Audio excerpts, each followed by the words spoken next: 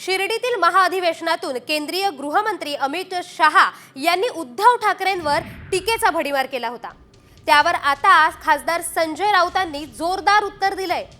उद्धव ठाकरेंना दगाबाज म्हणणं हा बाळासाहेब ठाकरेंचा अपमान आहे, असा पलटवार संजय राऊतांनी केलाय। उद्धव ठाकरेंनी दगाफटका केलेला नाही, तर गद्दारीला खतपाणी घालण्याचं काम मोदी शहांनी केलंय, असं संजय राऊत यांनी म्हटलंय।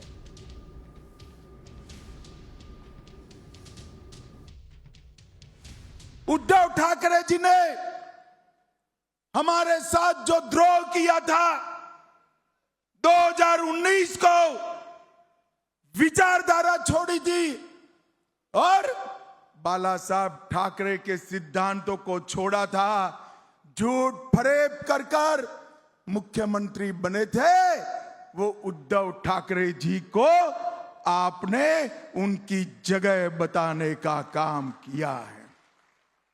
गद्दारांना सोबत घेऊन आपण सरकार बनवलंय आणि आपण दगाफटक्याच्या गोष्टी करता। या देशामध्ये गद्दारीला जर कोणी खतपाणी घातला असेल बेमानी घटनाबाह्य कामांना, तर ते भारतीय जनता पक्षानं खास करून नरेंद्र मोदी आणि अमित शहानी घातलेलं आहे। उद्धव ठाकरे साहेबांना दगाबाज म्हणणं हा हिंदू हृदय सम्राट बाळासाहेब ठाकरे यांचा अपमान आहे आणि समोर बसलेले गुलामांच्या अवलाद टाळ्या वाजवते ज्याने या महाराष्ट्राने मराठी माणसाला ताठ मानेने उभं केलेलं आहे।